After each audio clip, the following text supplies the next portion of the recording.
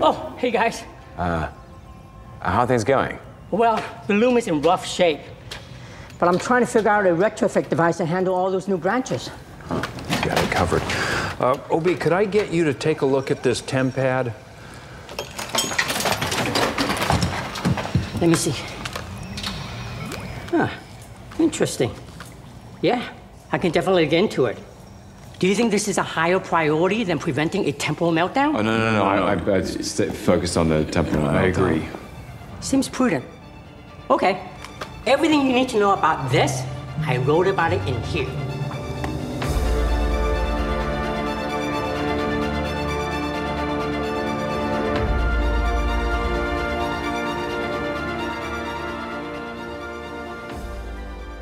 Hey, panelists, welcome back to the show. I'm Mark. And I'm Steve. And this is going to be a spoiler-full podcast about Loki Season 2, Episode 2, entitled Breaking Bad. So, Brad. Breaking You Brad. said bad. You said bad. I said bad? You said bad. I think everybody says bad, and then it's just Breaking Brad. Breaking Brad. Brad Lee. We should just say Brad Lee. Breaking Brad Lee. Check out the big brains on Brad. But yeah, so obviously, to let you guys know, if you haven't watched the episode, please stop the episode, this podcast now. Go watch it, come back, or if not, if you like to be spoiled, stay here and listen to what we have to say about the episode. So with that, we'll continue on with the coverage of Loki Season 2, Episode 2, Breaking Brad.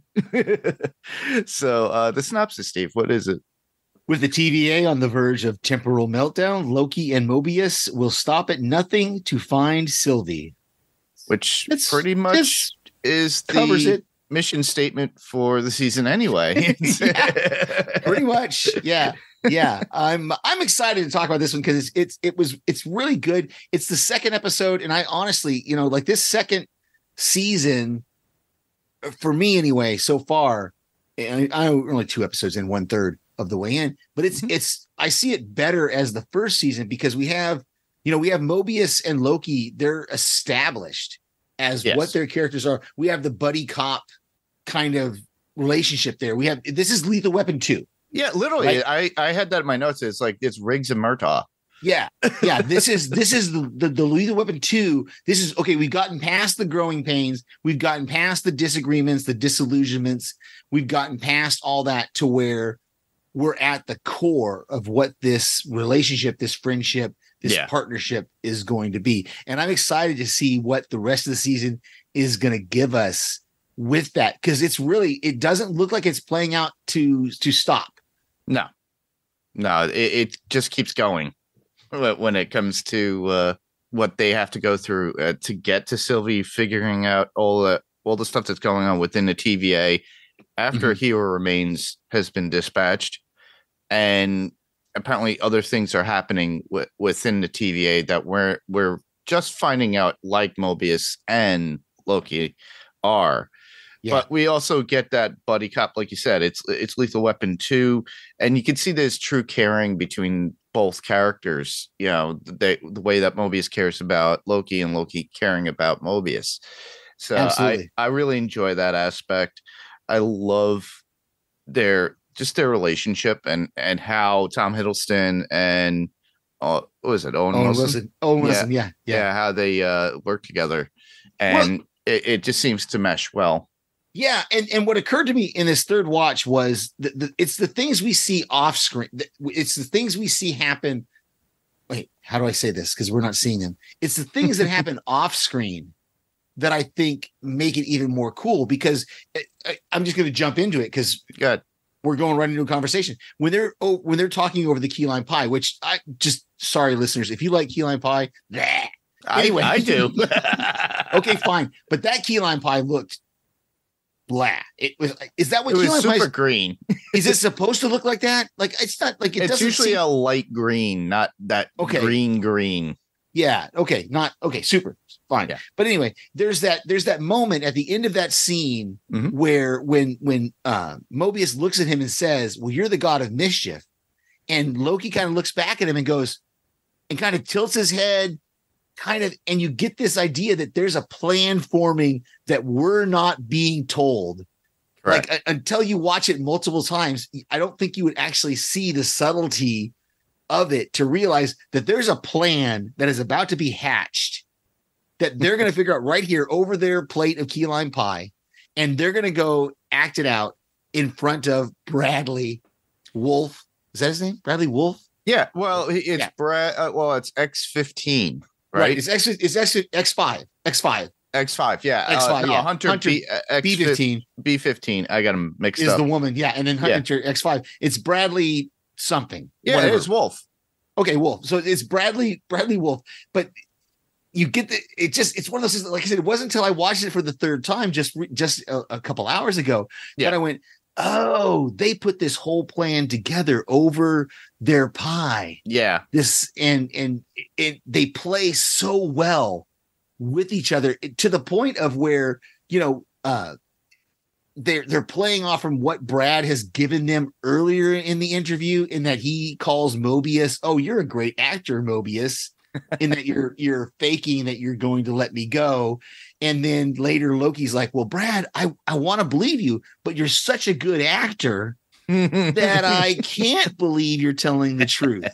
And then when it's revealed that this whole thing was their plan together, and Brad is like, "What, you two, no, this couldn't have been." And they're like, "Oh yeah, we did it." It was just it was just brilliant to me. It was such a subtle, just from the acting verbally to the facial expressions to the reactions of Mobius when he's outside of the chamber and he's just exasperated at Loki, no, you can't be doing this, to the point where Brad like believes it to when he's in that little box and he thinks he's gonna get killed. Yeah. And he finally goes, okay, I'll tell you. And he's like, but I don't have to take you there. And Loki's like, oh no, you're gonna take us there. And that's a whole nother part of the episode that I want to get into later. The fact that Brad doesn't want to go there. Yeah. And it's so, I just love that whole dynamic and that good cop, bad cop routine that they had whole planned out. As it's going through, you're thinking Loki's going back to his god days of being evil. We kind of get a glimpse of that in the very beginning too. And we get a little bit of the old Loki in the very beginning when they're hunting Brad in 1977, London, UK, for his movie premiere of, what was it called? Zaniac. Yeah. All right. And it's pretty funny about that because here's a little bit of an Easter egg from the comics regarding the movie and the name and the title, as well as the name Bradley Wolf. So, here's something that I researched. So Hunter X05 or X5 becomes a celebrity named Brad Wolf to star in the movie called Zaniac, which is a nod to an obscure Marvel villain who's popped up during a Thor storyline in the comics in the early 1980s. Oh, wow. So in that storyline, Zaniac was actually a swarm of demonic parasites from the Dark Dimension. That's where the big bad from the first Doctor Strange movie was from, if you remember that. So, who possessed the movie star Brad Wolf? So, in the comic, that's who it was. Brad Wolf gets possessed by. Wow. So they've kind of modified it for this. Correct. So they kind of twisted it. We're never going to see that character. So the kicker is that Wolf was played by a slasher villain named Zaniac when it happened. And that's where the parasite swarm got its silly name. So they just literally took references and parts of this to make it work, which is pretty cool. I like that. That's super cool. Yeah. Especially since he says, he's like, it's not horror. It's what do you call it? Horror. I know he called it cinema, but he had a word for it that is escaping me now. He said it's like horror something. It was like it was kind of like James Bondish. Elevated. Yeah. He's like it's horror elevated or something like that. It's cinema, man. It's cinema. And I'm not getting you tickets. No, you can't have free tickets. But that interaction with Loki, Brad, and Mobius, especially outside the theater, he surrounds him with duplicates of himself, but the shadows have the horns on them, just like classic Loki. I love that. And you get the Avengers, his theme from the Avengers when he was Dark Loki. in that too. So the music is there, you feel it and you know it. So you're thinking in the back of your head, oh, is he going to go total dark? But we also know that Loki is able to use his powers outside of the TVA. Yeah. So we get to see that. So he gets to play like he normally does when he's outside of the TVA. That line where Brad says, "Fight fair and fight fair, don't use magic." And then Loki's like, "It's not a fair fight." I thought was great. It's true. You know, and then Mobius being like, "Do we really need the shadow puppets?" And he's like, "I thought it was just the right level of, you know." Yeah, just enough, right? Yeah. Yeah. What I liked about the episode too is we get to see a lot more of OB. Yeah. And I just love how they're fleshing out the characters that we need to see. So with Hunter B15, we get more of her. We get to see more of her as a person. And the whole point with Brad, what he was looking to do, X5, was looking to get a life. He literally said, "I'm here. I'm doing exactly what you said. And I did this," but he stole a temporal pad, and he modded it too. So there's some weird, strange designs and modifications on it, which is so strange. Yeah. I'm excited to see if we're going to find out more about that, because I was a little. So this was my one of my thoughts as it pertained to Brad was. So I think it's pretty simple, really. The reason he's on the sacred timeline is that I think he stepped into the Brad from the sacred timeline, you know, because we're aware that all of the TVA agents are variants from branch timelines. So that means he would have had to have stepped into the Brad Wolf of the sacred timeline, okay, to take over his life, right, and follow his career. And I think the reason why he did that, and this is where I go back to what I said at the beginning, why he kept saying, "No, let's go back to the TVA, or take me back to the sacred timeline," is because he knew what Dox was going to do. He knew that Dox was going to destroy all of these branched timelines, so that the only thing that remained was the sacred timeline. So he had to be on the sacred timeline in order to survive. And that's why he was so insistent when they were on that branched timeline, you know, searching for Sylvie in Broxton, Oklahoma, which, listeners, I still didn't look up. I don't care enough to look up whether it's a real place or not. But like, he knew that branch timeline could possibly get pruned. And he's like, "We're all going to die. Orange Shirt is going to die." This is, you know, and that's when Sylvie touches him, and Sylvie realizes, and she sees the whole plan. She touches him just for a second, and she gets the whole plan. She's like, "Oh, they're going to prune all of the branch timelines. Yep. They're going to get rid of all of them. That way, the only thing that's left is the sacred timeline." And that's why Brad wanted to keep going back. Kept saying, "No, take me back to the TVA, which is outside of time, or take me back to my place in the sacred timeline so that I can be safe and safe." Yeah. Whereas with Sylvie, she's in a branch timeline, so, and she happens to be in one of the branch timelines that survives the pruning of Dox, because it was a little, okay, I get it. Let's, you know, for story purposes, her branch timeline needs to survive so that she can go back to it. But you know, they make this. There's this comment towards the end where they said 30%. Which seems like a small number when you look at 100% of branch timelines. But even so, it's still people. That's still, no, it's a lot. And don't get me wrong, it's a lot of timelines, but it also leaves a lot of branch timelines still out there. So it leads you to wonder, like, when OB's making this device that's going to allow the temporal loom to maintain all of the branched timelines, you know, what was there a specific number that he knew that, okay, I can give it a booster kind of to handle this many branch timelines. So are we going to see a thing when we get towards the end? And I might be overthinking it, that we get towards the end. Are we going to see a thing where they're going to be like, "Oh, well, you know, X amount of timelines were pruned, but there's still too many for the temporal loom to maintain. So we're still going to have to prune some. I wonder if that's going to happen, if something like that is going to happen, to where they're going to have to find branch timelines to prune. I don't know. I might be overthinking it. There's another point that I'm going to be overthinking later as well. So I just love the nods to the locations in the episode itself. You know, the automat that they go to, which is something that kind of dissolved in the 70s and the 80s. You used to see them in New York City. It used to be a whole thing where you just walk into a building and they would have these things where you self-serve with these little doors where you get your food. Yeah. And I just love that look, the way it looked, because it is so retro for its time. Yeah. And it they goes are back dressed like that too. If you look at Mobius and Loki and how they're dressed.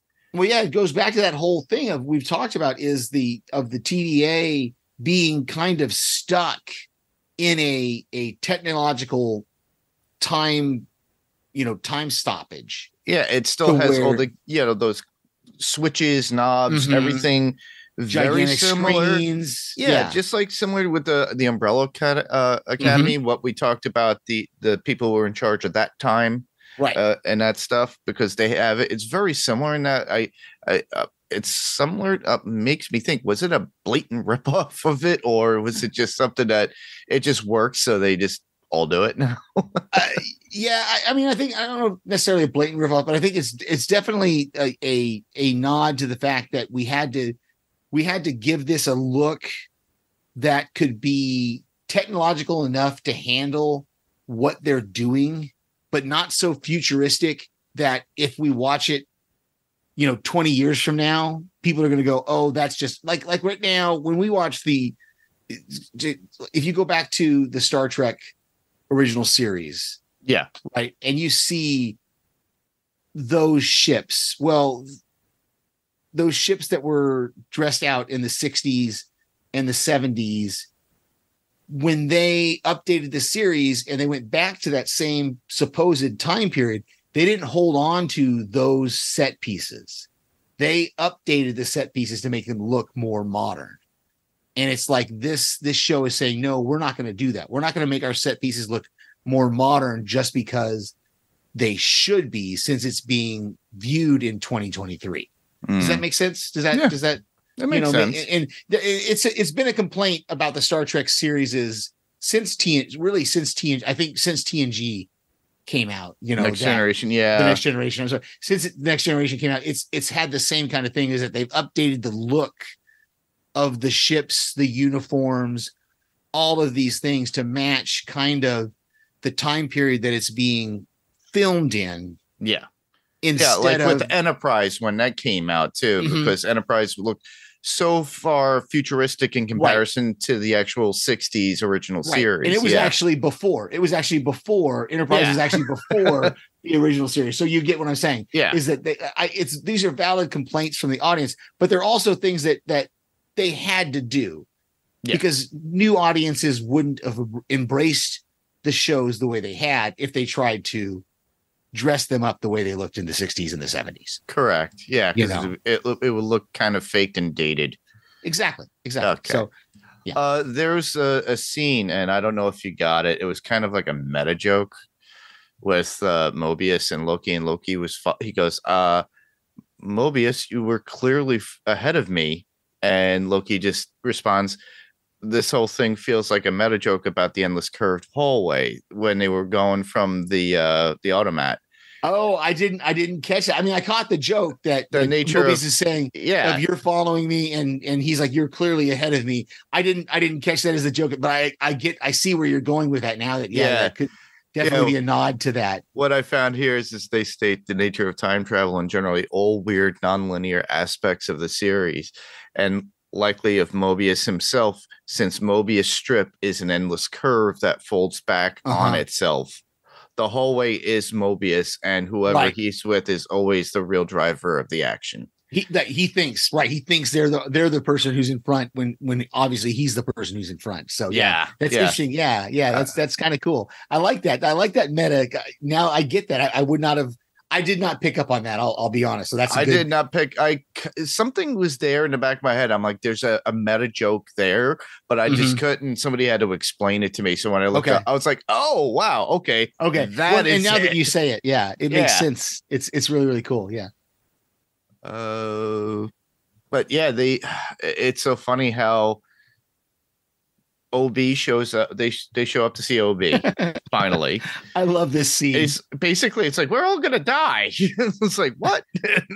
I love this scene where they hand him Brad's temp pad and they go, can you take a look at this? And he's like, sure, I could dig into this, but do you think this is more important than the temporal meltdown that I'm trying to prevent? And they're like, oh yeah, no. That's don't worry about that. That's not as important as the temporal meltdown you're trying to prevent. Nobody's like, that sounds prudent.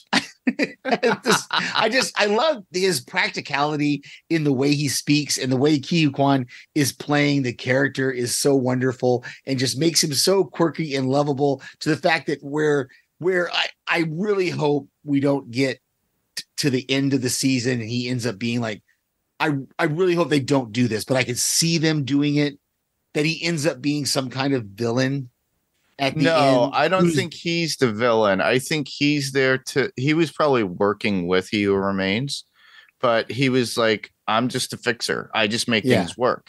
Whereas Miss Minutes, we find out in this, was working with, and she is not to be found as well. And she's now working with Renslayer. And we find that information out. But there's going to come time within the next couple of episodes, we're going to see Miss Minutes, because we've seen it in the promos. Right. And we know that she's working. She works or is working or worked directly with He Who Remains as well, because she was there at the end of time. That's one of the things. That's one of the scenes. And we're jumping around so much here, but that's okay. That's fine. Every time they showed, one of the things I keyed in on the previously on was that conversation between Docs and, it's not X5, it's one of the other hunters, where she says, we need to find out what happened at the end of time. And that's all they show of that scene. And that goes all the way back to, that might be the final episode, or it might be the first episode of this season.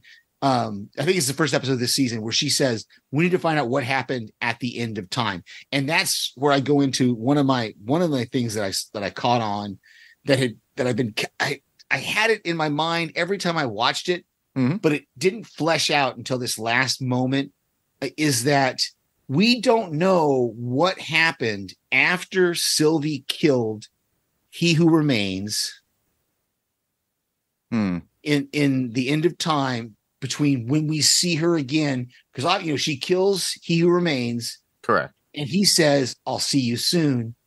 And the next time we see Sylvie is in episode 1 of this season, where she's coming out of the elevator and she's reaching to Loki asking for help, and Loki gets pruned and isn't able to help her. Now here's what I thought today, and what I fleshed out what had been niggling my mind for a while.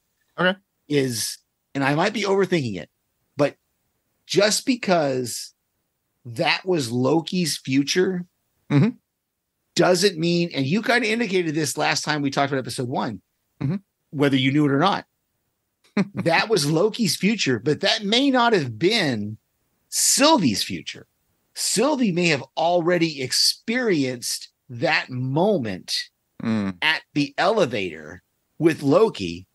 It's just when we saw it in episode 1 was the first time Loki was seeing it. Correct. Okay. And eventually we're going to find out that Sylvie, that this has already happened to her, because this is what's been bothering me since episode 1, is why has Sylvie given up this fight? Why has she decided that, okay, I've made a life for myself in 1982, Oklahoma, and I just want to stay here. And I don't care about anything unless He Who Remains returns. And then I'm just going to go kill him again and return back to my life in 1982, Oklahoma. It's as if she was battling the TVA and He Who Remains versions of that. And then she got so tired of the fight when she finds herself in 1982 in Oklahoma and settling in at this McDonald's, it's like, oh, a breath of fresh air. This is home now. Yeah. And I'm done. I'm done with the fight. I don't want to fight anymore. Yeah. And like I said, I think that elevator scene between her and Loki is her past. Mm-hmm. It's Loki's future, present, future, but it's her, like, she's already experienced it. The Sylvie that we know in when they take Brad to McDonald's, when they take Brad, that's why she has that conversation with Loki, and he's like, well, she's given up, but she already experienced, like what you stated, that when that elevator scene already. Yeah. So I think, and I might, like I said, I might be overthinking it, but I think she's already experienced that, and this is some really timey-wimey stuff that's going to take a bunch to explain over the next 4 episodes. Yeah, but I'm here for the ride. Wibbly wobbly, timey-wimey stuff without Doctor Who. But the funny thing is we've sort of seen some of this with the first episode when Loki was in and out. Yeah. He was displaced. So it basically, that was a setup of like, hey, viewers, this is what's going to happen, but not as physically looking that we're doing with Loki right here in this episode. Yeah. So it's prepare for a ride. It's like season 1, except for one moment of season 1 when we got Sylvie's perspective of her, from being a child. Yes. When she was telling Loki the story of her, and we got her perspective. Other than that, every perspective we've had of this story has been our Loki. Avengers Loki that's the perspective we're seeing it from. So it makes sense that episodes 1 and 2 would be from his perspective. So everything in episode 1 was from his perspective, just like the fact that he's having that conversation with Obi in the past, and Owen Wilson is having the conversation with him and in then the he future. Gets the information as it's going. Right. So we start to figure it out as a viewer. As a viewer, that what we're getting is most of this is we're getting Loki's perspective. We're getting some of Mobius's perspective, because obviously that part of the episode was Mobius's perspective of it. But we're getting, so it's going to be interesting to see going forward how they play with this. And again, I go back to the questions I asked, and you had an answer to it last week. Is the pruning, who pruned Loki? And you said you think it's another Loki. It's another version of him who pruned him in episode 1. I think you could be right. I want to know who's on the phone, who's on that, who's calling. They wouldn't just have a ringing telephone there for no reason. Yeah, they're going to have it. That telephone has got to be answered by somebody. So like if the Loki who pruned Loki is there, okay, which is a future Loki of the Loki that we know now, he could be calling himself. It could be he could be the one who answers the phone. Oh yeah, or he could be the one who helps Loki out of the helps Sylvie out of the elevator.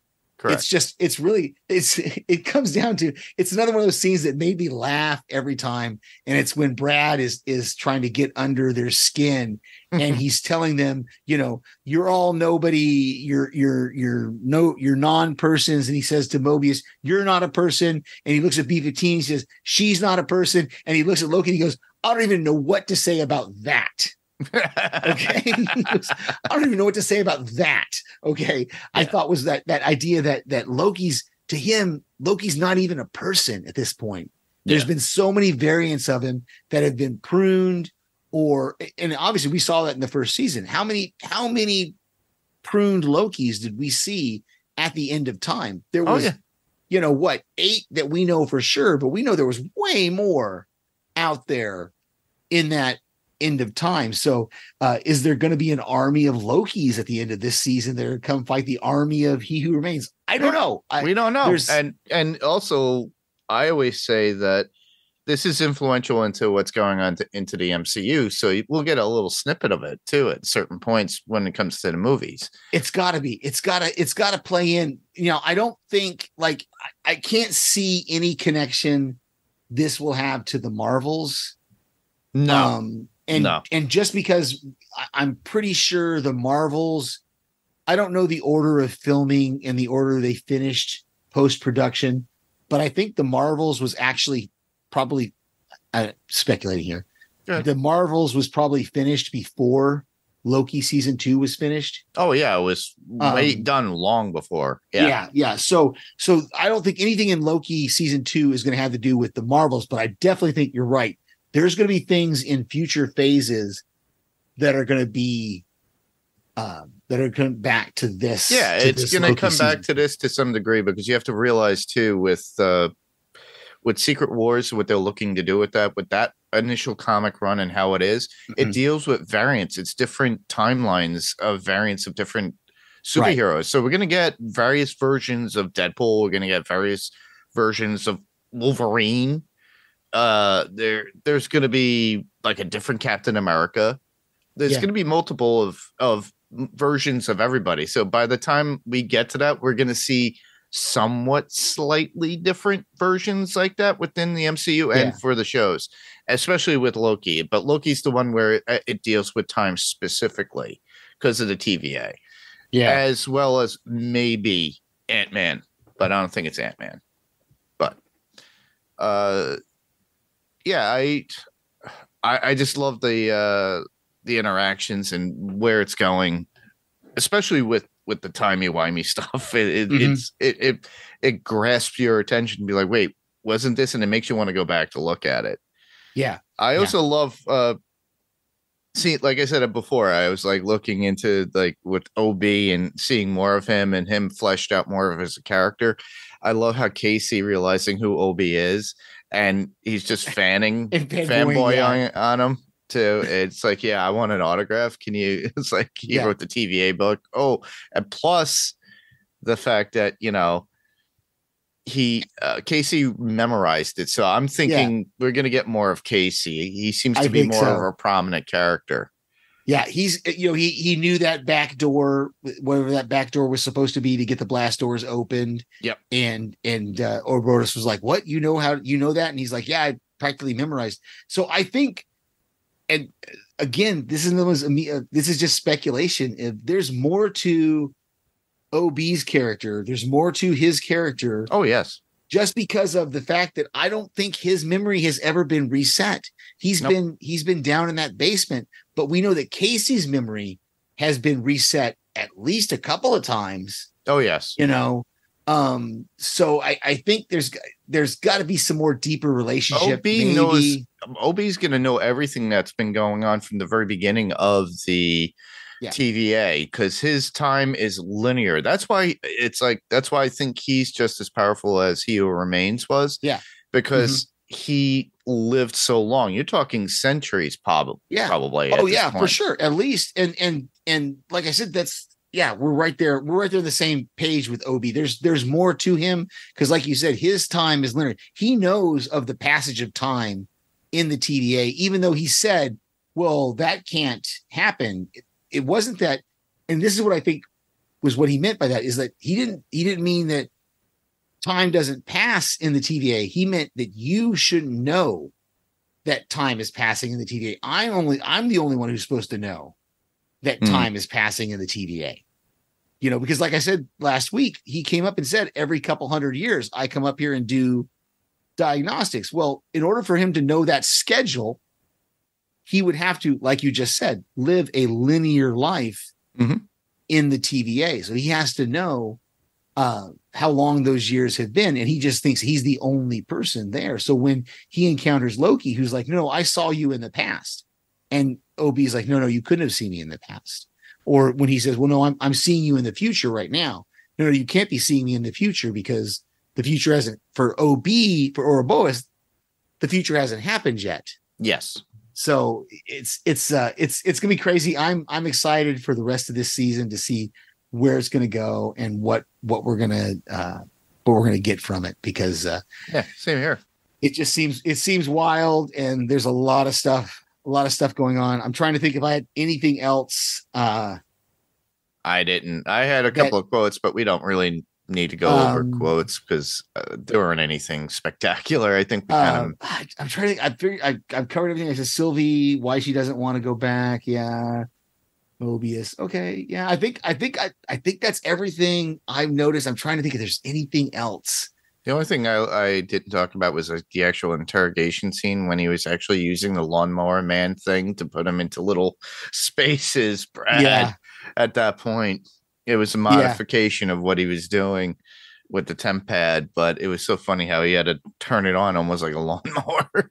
Yeah, he had to plug it in and plug that hose in, and then like you said, he had to pull the thing. Yeah, it again, it's that whole juxtaposition of old technology with what should be considered new technology. But it still works. The thing. All right. Well, we did get a little bit of feedback, and this comes from our friend Sydney Seidel, who is from Podcastica's own Loki Cast. So she covers Loki as well on Podcastica with Alex and Kirk Manley. So this is what Sydney has to say about the previous episode. It's about this one. Yeah, I think that's what I'm looking through. I'm looking at it right now. I think that's about this episode. Yeah. Yeah, it wasn't my favorite episode, but I love Sylvie and Loki's interaction and seeing some new Loki powers. I think OB is probably more important than I ever thought. You're correct, Sydney. I think you're siding with us at this point. I don't know why they were so mad at X5 right off the bat. He definitely ended up knowing about Doc's plan to prune it all. But other than that, he is just being tortured for wanting to have wanting a fun life on his own timeline, which is true. It's like literally we said it is like he's looking to get a life. Isn't that what they're fighting for? And it's exactly what they're fighting for. And she sums up saying, allowing people to live their best lives on their timelines. Yeah, that's literally what it is. Yeah, and I agree partially. I think what you try to take the other side of it. I think what B-15 and what Mobius and them see as they see X5 as being kind of a deserter. Yes, of the TVA. Of what he could do. Yeah. Yes, they want people to live their own lives. They want people, but they want everybody to be able to live their own lives, not just one person. And so I think what they viewed X5 as a deserter from their cause to break free from the TVA. Yeah, and they're like he just it's like him abandoning his post to do exactly what he wanted, what they all want to do, but he's like, I'm just deserting to do it. While he's not helping them where he can help them if need be. But that's why they dragged him back. So at least with dragging him back in or capturing him, they're able to get that information of where Sylvie is. They know all the information about Docs and all the pruning of the timelines. And all the people. And that's the other part of it, that why they feel once they learn what the plan is and they realize how huge his desertion, his abandoning his post meant to all these other timelines, they meant that he was basically acting very selfishly. Yeah. Anyway, so I think not to say you're wrong, Sydney. I think your opinion is great, and I totally think you're right. And you've got some great ideas there. And but I think there's other sides to this question with X5, and there might be some more from him later. We'll see. I wouldn't put it past him that we get more of Brad. Check out the big brain on Brad. All right. Well, with that, just like Sydney, you could submit your feedback as well. We can be heard on Spotify, Google Play, Apple Podcasts, or whatever podcast player of choice is. So word of mouth spreads people's awareness of our podcast. And if there's ratings or reviews, which they are there for Spotify and Apple Podcasts, I would suggest try using those. And if you can, just fill it out, giving us a rating or review. Fill out the actual rating. If you could type something, it'd be greatly appreciated. 5 stars as usual, but just be honest and then let us know. You can find us on Facebook. So I notify everybody. That's how Sydney was able to get us the information to us. I put an image of what we're covering, and then she responded in the comments below. So all you have to do is go to facebook.com/panels to pixels podcast, or actually, no, facebook.com/panels to pixels. And then you'll see the image of either the episode or whatever, and just put it in the comments below. It could be an older episode if you want. So Yeah. just put it in. You could email us as well at panels2pixels1@gmail.com. That's panels, 2 is spelled out TO, and pixels and the number 1@gmail.com. All you have to do is type out your thoughts. We'll read them on the podcast when we get the feedback, just like I did with Sydney's. Or if you want, you can just record your voice and send it as an attachment. Everybody has a smart device nowadays. You can do it on an iPad, you can do it on your phone, anything. Yeah. Or even from your computer. A lot of people have been getting into, because everybody has these microphones and Zoom meetings and stuff like that. So you could easily do that and just send it as an attachment, and we'll play it and we'll respond. We could be found on YouTube. So all you have to do is search Panels to Pixels podcast and subscribe. Give us a thumbs up if you like what we're doing or the episode, and ring the bell and get notified every time the podcast is up. A lot of people like to do that, and you could actually rate or review that as well. And then you could also link it to people on Facebook if you want, just like a suggestion. We also have an Instagram account as well. I linked those Facebook and Instagram together because that's the meta universe out there. Mm-hmm. Yep. So when I put it in Facebook, it goes straight to Instagram, but you can follow us at Panels to Pixels podcast on Instagram. So that's at Panels to Pixels podcast. So that's the way you could send in your feedback. But right now, where else can we be heard? So, Steve.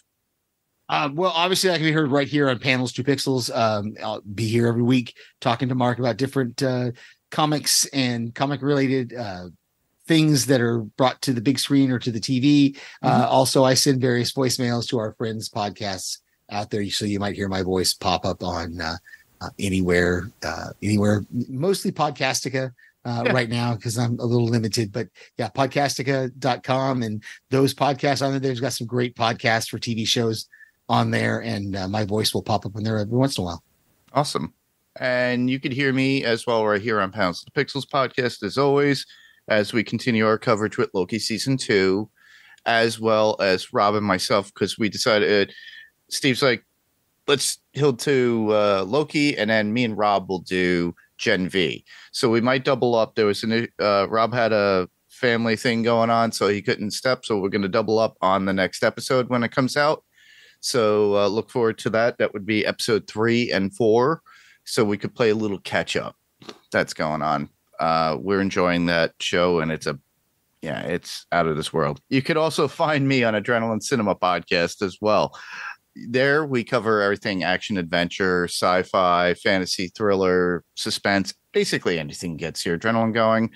Recently we recorded, I still have to edit, and it'll be up hopefully by the end of the week, Total Recall with our friend Jason Kabassi, who is nice, the podfather for Podcastica. He created Podcastica, and he did a cool plug at the very end to let you guys know where you could find all the Podcastica stuff, his Patreon, everything else. So check that out. Schwarzenegger, Total Recall, right?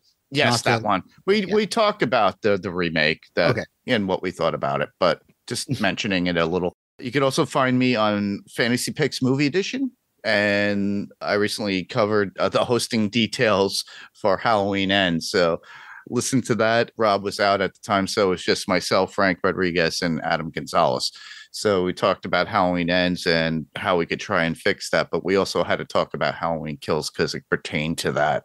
So it was kind of hard to stay within Rob's doc, as it usually is. So we were kind of doing our own thing, but we had a great time doing it. Check me out there. You could also find me when it comes out on Wilhelm. And Ben actually asked me to be co-host him on his coverage of Monarch, which is coming out on Apple TV Plus, which is the Godzilla TV series that Apple TV Plus is doing with Kurt Russell and Wyatt Russell. So I'll be covering that with Ben when that comes out as well. Cool. And that's about it. So thanks everybody for listening. I'm Mark. I'm Steve. And same Bad time? Different panel, different podcast, different panel, different pixels, same podcast. This was Panels to Pixels podcast. We'll see you on the next panel. I got it this time. He got it. I'm kind of mumbly and dumbly because I'm a little bit tired. Let's thank you all for listening. We'll catch you guys later. Good night. Good night.